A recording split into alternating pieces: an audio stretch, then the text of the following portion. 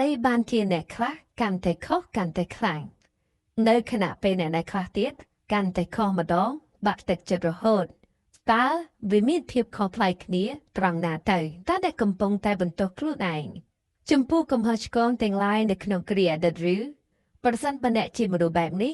វីដេអូនៅក្នុងថ្ងៃនេះនឹងអាចធ្វើអ្នកកែប្រែជីវិតចាក់ជាមិនខានបុគ្គលដែលសម្រេចខ្លាយផ្កានៅក្នុងជីវិតពុំមែនជាមនុស្សដែលមិនធ្លាប់ធ្វើខុសឡើយក៏ប៉ុន្តែអាចកំបាំងដ៏សាមញ្ញរបស់គេដែលគេមិនចង់ប្រាប់យើងនោះគឺរាល់កំហុសឆ្គងคล้ายទៅជាភាពរីចម្រើននោះរឿងបើអ្នកនៅតែខ្លាចនៅក្នុងការធ្វើខុសជីវិតរបស់អ្នកក៏នឹងនៅដដែលពេញមួយជីវិតដូច្នេះឈប់ខ្លាចកំហុសពុំមែនជាមេគុកដែលឃុំឃាំងអ្នកឡើយវាគឺជាគ្រូបង្រៀនដ៏អស្ចារ្យបំផុតដូច្នេះហើយវីដេអូរបស់យើងនឹងប្រាប់អំពីរឿងនេះកំហុសឆ្គងវាពុំមែនជាទីបញ្ចប់នៃផ្លូវឡើយវាគឺជាសាលាដ៏ល្អបំផុតមួយនៅក្នុងជីវិតរបស់មនុស្សគ្រប់គ្នាប្រយោគដែលថារៀនពីកំហុសគឺរីចម្រើនជាមួយកំហុសព្រោះវាគឺជាទម្រង់ដែលអាចផ្លាស់ប្ដូរនៅផ្នែកគំនិតរបស់មនុស្សយើងផ្លាស់ប្ដូរពីការភ័យខ្លាចនៅក្នុងការធ្វើខុសមកជាការស្វាគមន៍រាល់ការសាឡបងដើម្បីសាងភាពជោគជ័យនៅក្នុងជីវិតការយល់ដឹងអំពីធម្មជាតិនៃកំហុសយើងធ្លាប់ឮគេនិយាយដល់សាមញ្ញថាកំហុសគឺជាគ្រូកំហុសពុំមែនជាមេគុកឡើយផ្នត់គំនិតចាស់មនុស្សភាគច្រើនតែងតែខ្លាចនៅក្នុងការធ្វើខុសនៅពេលដែលអ្វីមួយហាក់ដូចជាខុសដំណាក់ដើមទងពួកគេច្រើនតែមានអារម្មណ៍ថាទឹកតោះមានអារម្មណ៍ថាមិនស្រួលថាចង់បោះបង់ហើយអាចរហូតឈានទៅដល់ការបាក់ទឹកចិត្តនិងបន្ទោសខ្លួនឯងបន្ទោសស្ថានភាពក៏ប៉ុន្តែនៅក្នុងដំណើរការនៃការអភិវឌ្ឍខ្លួនកំហុសគឺជាមេរៀនដែលមានតម្លៃបំផុត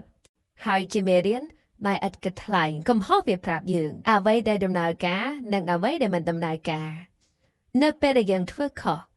វាគឺជាសញ្ញាប្រាប់ថាវិធីសាស្ត្រដែលយើងកំពុងតែប្រើប្រាស់នោះនៅមិនទាន់គ្រប់គ្រាន់ឬក៏មិនទាន់មានប្រសិទ្ធភាពនៅឡើយ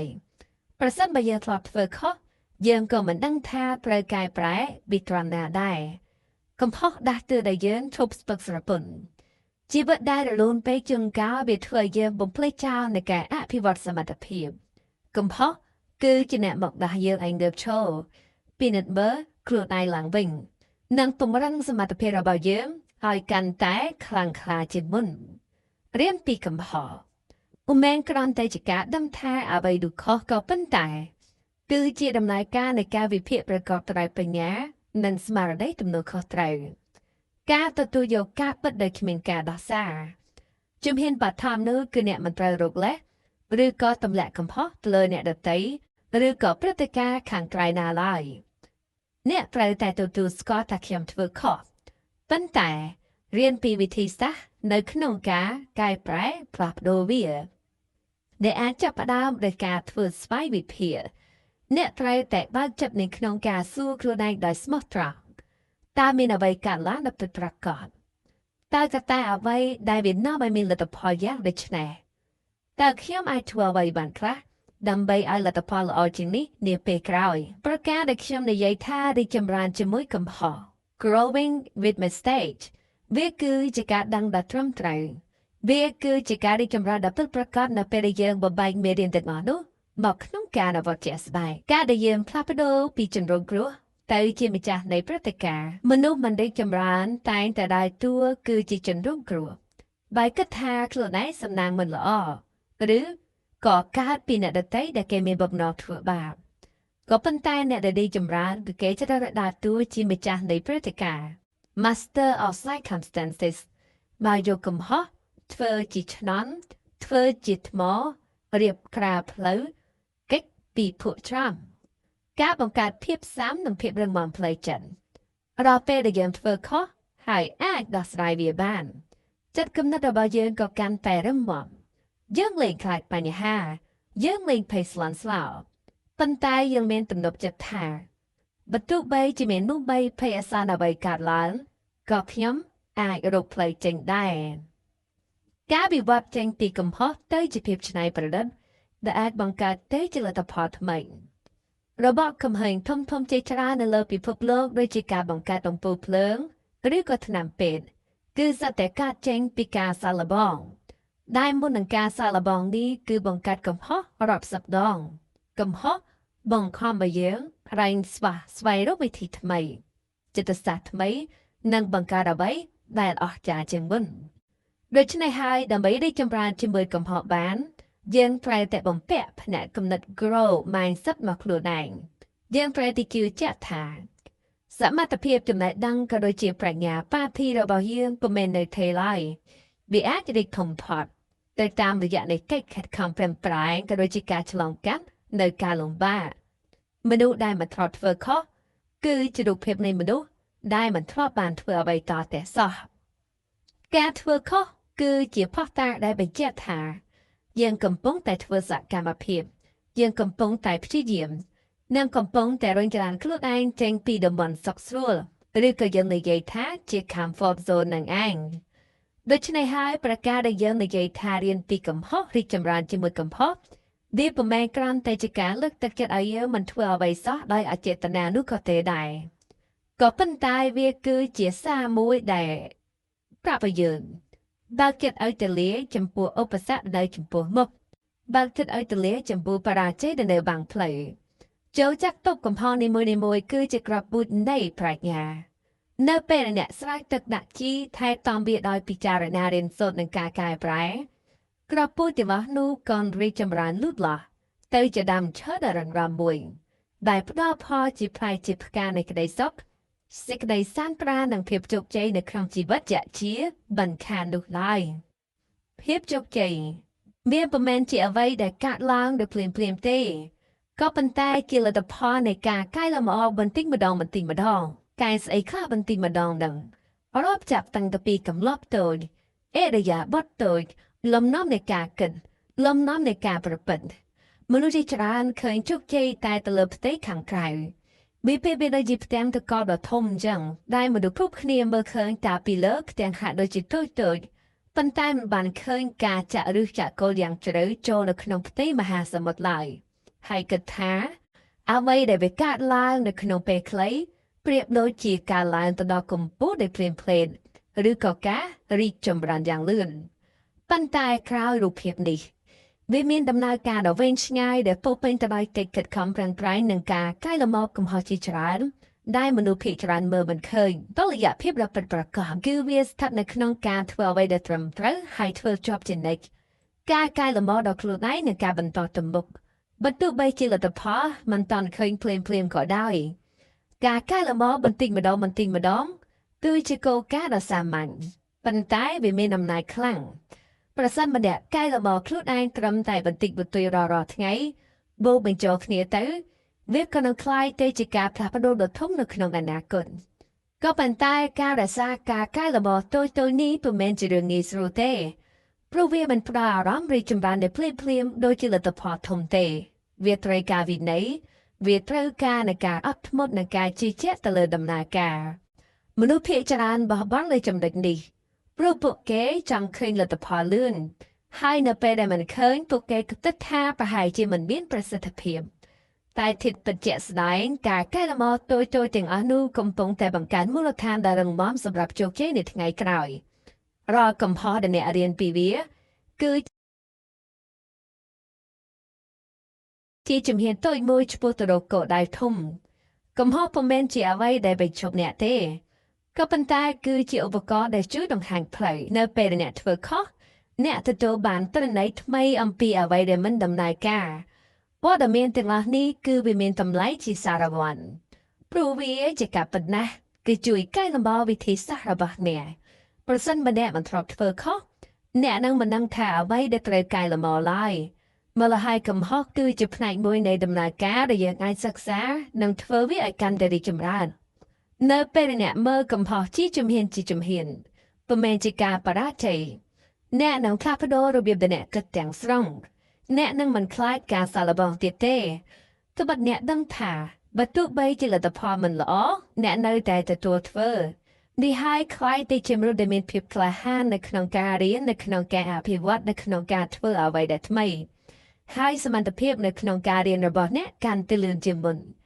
การกิดนี้คือจะกินเหลือมวยสำหรับเพียบริจมรันจู่องใบปลูกเฟยเนี่ยไอ អាចកែប្រែនិងការកែលម្អខ្លួនឯងជាបន្តបន្ទាប់ដំណើរការនៃការកែលម្អនិងការរៀនពីកំហុសនឹងបង្កើតជាអ្វីដែលហៅថាសមត្ថភាពមិនមែនការឡើងដោយសំណាងទេវាកើតចេញពីការអនុវត្តនិងបទពិសោធន៍រាល់ពេលដែលអ្នកកែលម្អបន្តិចម្ដងរៀនពីកំហុសអ្នកកំពុងតែបន្ថែមជំនាញនិងចំណេះដឹងទៅលើខ្លួនអ្នកនៅពេលដែលសមត្ថភាពរបស់អ្នកកើនឡើងលទ្ធផលក៏នឹងកើនឡើងតាមនេះហើយគឺជាការពិតដែលមិនអាចជៀសបានប្រិបេដោជាប្រតិចាជំរំដែលលោកបានមានប្រសាសន៍ចឹងជីវិតរបស់អ្នកប្រសើរឡើងនៅពេលអ្នកផ្លាស់ប្ដូរកាយវាឲ្យប្រសើរឡើងដែរប្រាក់ចំណូលរបស់អ្នកគឺវាកើនតាមកម្រិតនៃការអភិវឌ្ឍខ្លួនប្រាក់ចំណូលកើនតាមចំណេះចេះពិតប្រាកដប្រាក់រកតាមហើយការកែលម្អតូចជាការពិតណាស់គឺវាត្រូវការនៃការអត់ធ្មត់និងភាពស្ងប់ស្ងាត់ភាពអំណត់គឺជាអំណាច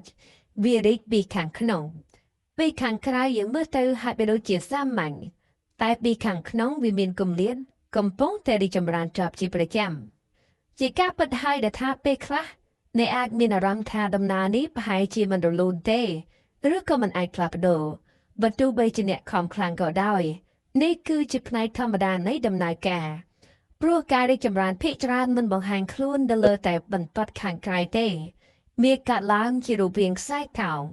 ដែលពេលខ្លះវាស្ងប់ស្ងាត់ហើយបន្ទាប់មកវាកើនយ៉ាងខ្លាំងប្រសិនបើអ្នកបន្តអត់ធ្មត់និងបន្តធ្វើអ្វីទៅត្រឹមត្រូវអ្នកក៏នឹងឃើញការផ្លាស់ប្ដូរនាពេលណាមួយគោលដៅធំมันអាចសម្រេចដោយជំហានធំតែម្ដងទេក៏ប៉ុន្តែវាត្រូវការជំហានតូចជាច្រើនដែលភ្ជាប់គ្នារាល់ជំហានតូចដែលអ្នកធ្វើគឺវាមានន័យសំខាន់បើទោះបីជាវាមើលទៅប្រៀបដូចជាតូចក៏ដោយប្រសិនបើអ្នកមើលរំលងជំហានតូចទាំងអស់នេះអ្នកនឹងបាត់បង់មូលដ្ឋានសម្រាប់ការរីកចម្រើនប៉ុន្តែប្រសិនបើអ្នកគោរពនិងអនុវត្តវាជាជំហានតូចទាំងអស់នេះនឹងនាំអ្នកទៅកាន់កន្លែងដែលអ្នកចង់ទៅមិនខានជោគជ័យគឺជាលទ្ធផលនៃដំណើរការដែលអ្នកអនុវត្តរាល់ថ្ងៃវាមិនមែនជាអ្វីដែលអ្នកទទួលបានในគ្រាចុងក្រោយទេក៏ប៉ុន្តែជាអ្វីដែលអ្នកនឹងខ្លាយទៅជានៅក្នុងកំឡុងពេលនេះបន្តិចម្ដងនៅពេលអ្នកបន្តកែលម្អខ្លួនឯងនិងរៀនពីកំហុសអ្នកកំពុងខ្លាយទៅជាមនុស្សដែលមានសមត្ថភាព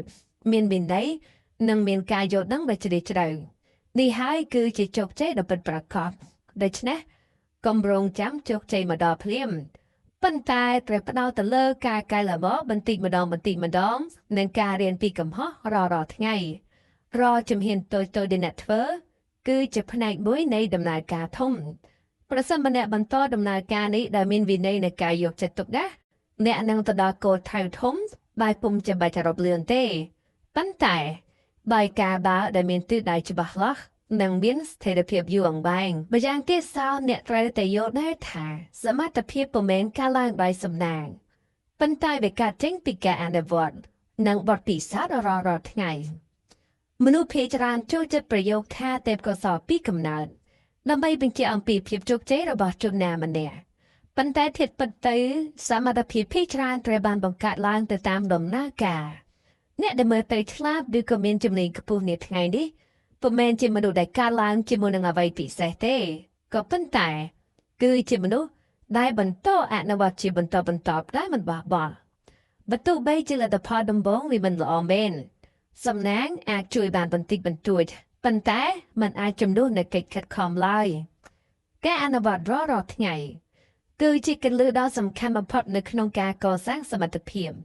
ពុំចាំបាច់អនុវត្តយូរម៉ោងឬក៏ធ្វើអ្វីធំទេប៉ុន្តែត្រូវអនុវត្តដោយទៀងទាត់និងមានគុណភាពការអនុវត្តតិចប៉ុន្តែជាប់ជាប្រចាំគឺមានប្រសិទ្ធភាពជាងការអនុវត្តខ្លាំងតែម្ដងហើយបន្តពីយូរការរីកចម្រើនដ៏ពិតប្រាកដគឺការបូកបញ្ចូលនៃអនុវត្តតូចទាំងអស់នេះរាល់ថ្ងៃដែលអ្នកធ្វើអ្នកកំពុងតែបន្ថែមជំនាញក៏ដូចជាភាពជឿជាក់ទៅលើខ្លួនឯងបើទោះបីជាអ្នកមិនសង្កេតឃើញការផ្លាស់ប្ដូរដែលភ្លាមក៏ដោយ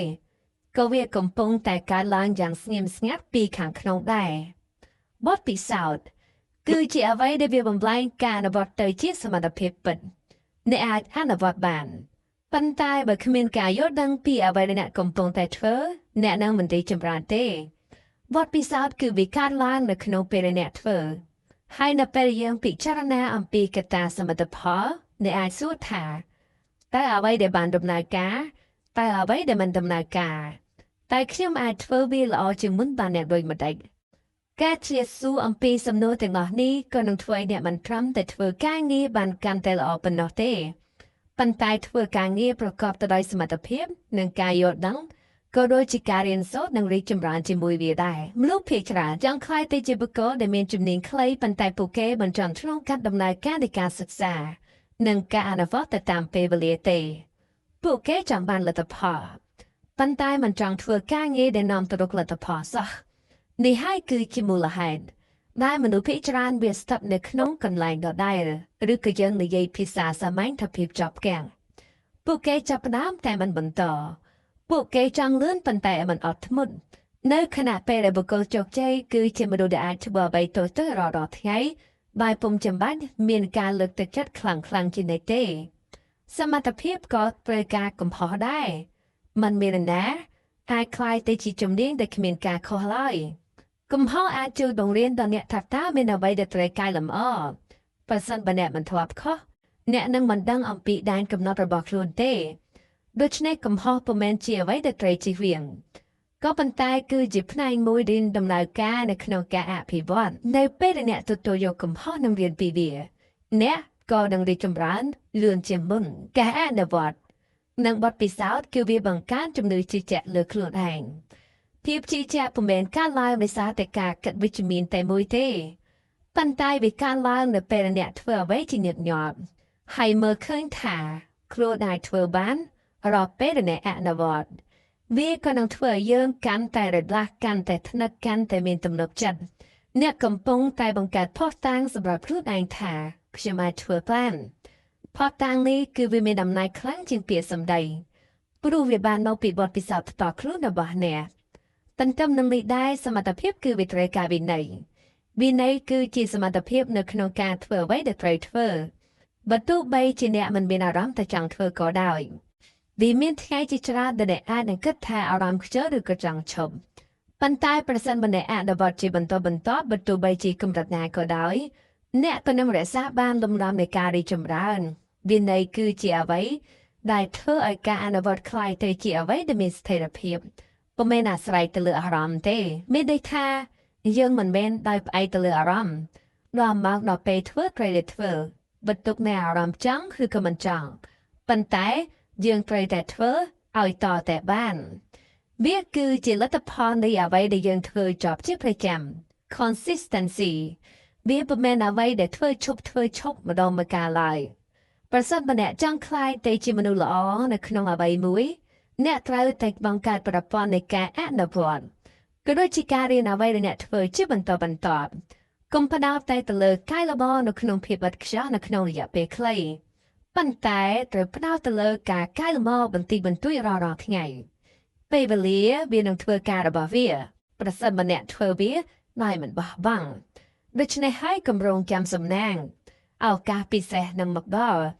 ដើម្បីក្លាយទៅជាមនុស្សដែលមានសមត្ថភាពចាប់ផ្ដើមពីថ្ងៃនេះអនុវត្តអ្វីដែលអ្នកចង់កែលម្អរៀនពីបទពិសោធន៍បន្តធ្វើវារាល់ថ្ងៃបើអ្នកអាចរក្សាការអនុវត្តនេះបានកាន់តែយូរអ្នកក៏កាន់តែឃើញសមត្ថភាពរបស់ខ្លួនឯងកើនឡើងជាលំដាប់ហើយនេះហើយគឺជាអ្វីដែលយើងមើលទៅវាដូចជាពិបាកតែវាកាន់តែស្រួលឡើងសម្រាប់យើងក៏យ៉ាងដូច្នោះដែរអានុភាពនៃការកែលម្អបន្តិចបន្តួចនេះគឺវាមានអត្ថប្រយោជន៍យ៉ាងសម្បើមនៅក្នុងជីវិតសូមកុំមើលស្រាលការកែលម្អតូចឲ្យសោះការកែលម្អបន្តិចម្ដងវាគឺជាគោលការណ៍ដ៏សាមញ្ញប៉ុន្តែមានអំណាចមើលទៅតូចតែមិនគួរឲ្យជឿអំពីអានុភាពរបស់វាទេមនុស្សភាគច្រើនចូលចិត្តការផ្លាស់ប្ដូរលឿននិងការឡើងទៅដល់កំពូលព្រាមនិងលទ្ធផលមើលឃើញភ្លាមប៉ុន្តែធៀបពិតទៅគ្រប់ការរីកចម្រើនដ៏ពិតប្រាកដគឺវាតែងតែកើតឡើងតាមរយៈការកែលម្អតិចនិងការធ្វើចប់ជាប្រចាំការកែលម្អបន្តិចម្ដងដោយភាពជាប់លាប់វាមានលក្ខណៈដូចជាការប្រមូលផ្ដុំដែល YouTube Channel ពេញមូនិកាធ្លាប់អានពីមុនដែលយើងហៅថាជា compound effect នៅគ្រាដំបូងអ្នកប្រហែលជាមើលមិនឃើញការផ្លាស់ប្ដូរអ្វីជាធំដុំឡើយនៅសប្តាហ៍ទី1ក៏មិនទាន់ច្បាស់លាស់ ប៉ុន្តែបើអ្នកបន្តធ្វើដោយចប់ជាប្រចាំការផ្លាស់ប្ដូរក៏នឹងបង្ហាញឡើងពីខាងក្នុងអ្វីដែលមើលទៅហាក់ដូចជាតូចនោះវាក៏នឹងបូកបញ្ចូលគ្នាបង្កើតទៅជាលទ្ធផលធំនេះគឺជាមូលហេតុដែលវិន័យនៅក្នុងការកែលម្អខ្លួនឯងដែលតិចតែងតែឈានទៅមុខលឿនជាមនុស្សដែលរងចាំឱកាសមូលហេតុដែលគោលការណ៍នេះវាមានអំណាចខ្លាំងគឺព្រោះថាវាអាចអនុវត្តបានអ្នកពុំចាំបាច់ចាំធនធានធំពុំចាំបាច់ចាំកត្តាពេលវេលាច្រើននិងពុំចាំបាច់ចាំរងចាំស្ថានភាពឥតខ្ចោះទេអ្វីដែលអ្នកត្រូវការគឺចាប់ផ្ដើមជាបន្តការកែលម្អបន្តិចម្ដងមានន័យថាអ្នកធ្វើអ្វីមួយឲ្យល្អជាងមុនរាល់ថ្ងៃវាអាចជាការងារដែលធ្វើឲ្យបានច្បាស់លាស់ការគិតដែលមានរបៀបជាងមុនឬក៏ការសម្រេចចិត្តកែលម្អបើទោះបីជាការកែលម្អនោះវាតូចក៏ពិតមែនតែវាមានតម្លៃប្រសិនបើអ្នកធ្វើវាជាបន្តមនុស្សជាច្រើនបរាជ័យមិនមែនដោយសារតែពួកគេមិនមានសមត្ថភាពទេប៉ុន្តែដោយសារតែពួកគេចង់ឃើញលទ្ធផលលឿនហើយនៅពេលដែលមិនឃើញភ្លាមគេមានអារម្មណ៍ថាចង់ឈប់នឹងចង់បោះបង់ក៏ប៉ុន្តែការកែលម្អបន្តិចម្ដងគឺវាត្រូវការពេលវេលាវាមិនបង្ហាញលទ្ធផលដែលភ្លាមទេវាបង្កើតជាមូលដ្ឋាននៃភាពរីកចម្រើនយ៉ាងមានស្ថិរភាពប្រសិនបើអ្នកអាចអត់ធ្មត់បាននិងជឿជាក់ទៅលើដំណើរការអ្នកក៏នឹងឃើញលទ្ធផលនៅពេលក្រោយមិនខានការកែលម្អបន្តិចម្ដងក៏វាជួយកាត់បន្ថយភាពតានតឹងដែរនៅពេលអ្នកគិតថាផ្លាស់ប្ដូរធំភ្លាមវាអាចធ្វើឲ្យអ្នកមានអារម្មណ៍ថាពិបាកនិងមិនអាចធ្វើបានប៉ុន្តែនៅពេលដែលយើងបំបែកវាជាជំហានតូចវានឹងคล้ายទៅជាភាពងាយស្រួលអ្នកពុំចាំបាច់ធ្វើអ្វីដោយល្អឥតខ្ចោះត្រឹមតែម្ដងទេគ្រាន់តែធ្វើវាឲ្យល្អជាងមុនបន្តិចម្ដងគឺគ្រប់គ្រាន់ហើយលើសពីនេះទៀតសោតការកែលម្អបន្តិចម្ដងនេះគឺវាជួយបង្កើតវិន័យនៅពេលអ្នកធ្វើអ្វីមួយរាល់ថ្ងៃវាคล้ายទៅជាទម្លាប់ល្អគឺជាគន្លឹះសម្រាប់ជោគជ័យរយៈពេលវែងព្រោះវាធ្វើឲ្យអ្នកពុំចាំបាច់ពឹងផ្អែកទៅលើអារម្មណ៍ឬក៏ការលើកទឹកចិត្តទេអ្នកធ្វើវាព្រោះវាគឺជាផ្នែកមួយនៃជីវិតរបស់អ្នកនៅពេលដែលការកែលម្អคล้ายទៅជាទម្លាប់អ្នកក៏នឹងរីកចម្រើនដោយស្វ័យប្រវត្តិការកែលម្អបន្តិចម្ដងគឺវាជួយបង្កើតជំនឿជឿជាក់លើខ្លួនឯងផងដែររាល់ពេលអ្នកធ្វើអ្វីមួយឲ្យល្អជាងមុនអ្នកកំពុងតែបង្កើតភស្តុតាងដែលជាក់ស្ដែងថានេះគឺជាសមិទ្ធផលដែលខ្ញុំធ្វើបានភស្តុតាងនេះហើយគឺវាជួយបណ្ដុះជំនឿជឿជាក់ក៏ដូចជាកម្លាំងចិត្តនៅក្នុងការបន្តវាគឺជាចំណុចដ៏សំខាន់ព្រោះមនុស្សដែលជឿជាក់លើខ្លួនឯងគឺមានឱកាសនៅក្នុងការសម្រេចគោលដៅខ្ពស់ជាងមនុស្សដែលមិនជឿជាក់គោលការណ៍នេះយើងអាចយកទៅអនុវត្តយកទៅធ្វើគ្រប់វិស័យទាំងអស់មិនថាអាជីពការងារសុខភាពការអភិវឌ្ឍខ្លួនឬក៏ការកែតម្រូវទេវាអាចនាំលទ្ធផលធំប្រសិនបើអ្នកធ្វើការងារបានល្អជាងមុនបន្តិចរាល់ថ្ងៃអ្នកនឹងក្លាយទៅជាមនុស្សជំនាញនៅក្នុងរយៈពេលវែងបើអ្នកថែរក្សាសុខភាពបន្តិចបន្តួចអ្នកនឹងមានសុខភាពល្អជាងមុនអ្នកកែលម្អការគិតនិងការសម្រេចចិត្តអ្នកនឹងមានជីវិតដែលមានគុណភាពខ្ពស់ជាងមុនអំណាចដ៏ពិតប្រាកដនៃការកែលម្អបន្តិចម្ដងគឺការបង្កើតការផ្លាស់ប្ដូរដែលមានស្ថិរភាពនិងយូរអង្វែងការផ្លាស់ប្ដូរដែលកើតឡើងលឿនវាអាចបាត់បង់យ៉ាងឆាប់រហ័ស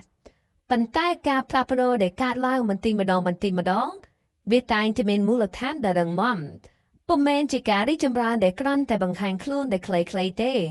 ក៏ប៉ុន្តែគឺជាការផ្លាស់ប្ដូរដែលបន្តនៅក្នុងរយៈពេលដ៏វែងម្ល៉េះហើយសូមកុំមើលរំលងអ្វីតូចកុំរងចាំអ្វីធំចាប់ផ្ដើមពីអ្វីដែលអ្នកអាចធ្វើបាននៅថ្ងៃនេះ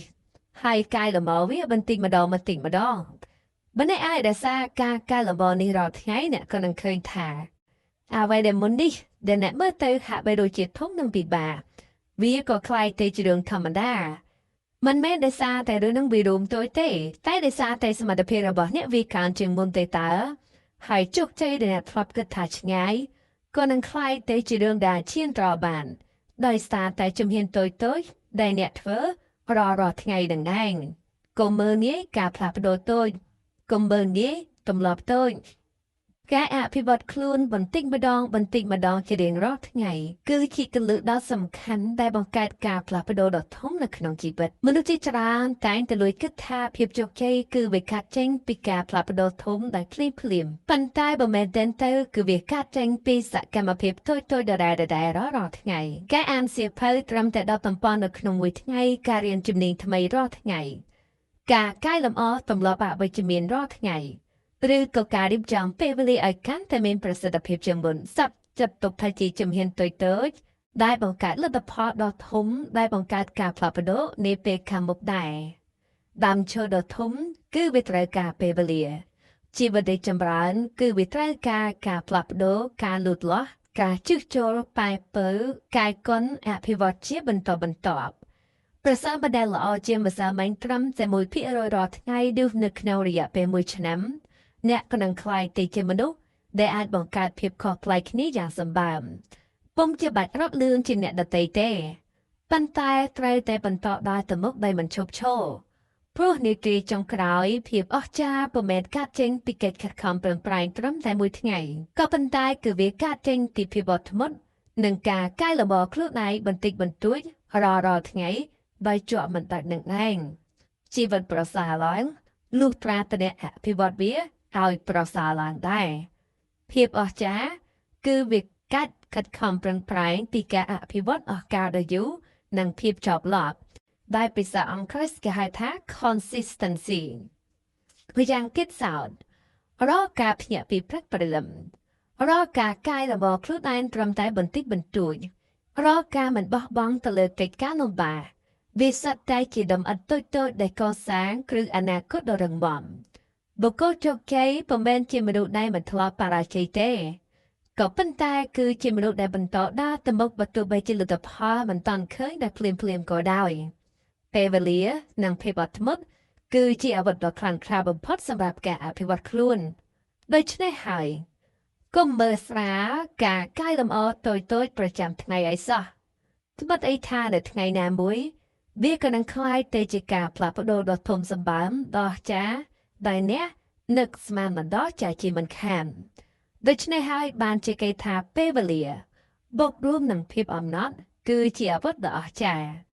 មនុស្សភាគច្រើនចង់បានលទ្ធផលលឿនចង់ជោគជ័យភ្លាមនិងចង់ផ្លាស់ប្ដូរជីវិតនៅក្នុងរយៈពេលខ្លីតែភាពរីកចម្រើនដ៏ពិតប្រាកដទៅគឺវាតែងតែត្រូវការពេលវេលាប្រៀបបីដូចជាដើមឈើធំមួយគឺมันអាចលូតលាស់នៅក្នុងពេលត្រឹមតែមួយយប់ទេជីវិតរបស់មនុស្សក៏វាមានលំនាំមិនខុសគ្នាដែរវាត្រូវការអត់ធ្មត់នៅក្នុងការរៀនការអត់ធ្មត់នៅក្នុងកិច្ចខិតខំការអត់ធ្មត់នៅក្នុងការកែលម្អខ្លួនឯងរាល់ថ្ងៃពេលវេលាគឺវាផ្ដល់ឱកាសឲ្យយើងរីកចម្រើននៅស្របពេលដែលភាពអត់ធ្មត់នេះគឺវាជួយឲ្យយើងមិនបោះបង់នៅពេលដែលជួបឧបសគ្គមនុស្សដែលអាចទ្រាំទ្របានយូរនិងបន្តទៅមុខជានិច្ចបើទោះបីជាលទ្ធផលមិនបានឃើញនៅចំពោះមុខក៏ពិតមែនតែវារឹងមាំវារីកចម្រើនពីខាងក្នុងដោយស្ងាត់ការផ្លាស់ប្ដូរដ៏អស្ចារ្យគឺពុំមែនកាត់ឡើងពីការរត់លឿនត្រឹមតែម្ដងវាកាត់ឡើងពីការដើរមិនឈប់ដូច្នេះប្រសិនបើថ្ងៃនេះអ្នកកំពុងតែខិតខំក៏បោះសង្ឃឹមចំពោះលទ្ធផលដែលយឺតព្រោះរាល់ជំហានតូចៗដែលអ្នកធ្វើឡើងនៅភាពអត់ធ្មត់វាក៏នឹងក្លាយទៅជាកម្លាំងដ៏ធំសម្រាប់អនាគតរបស់អ្នកជាក់ជាមិនខាន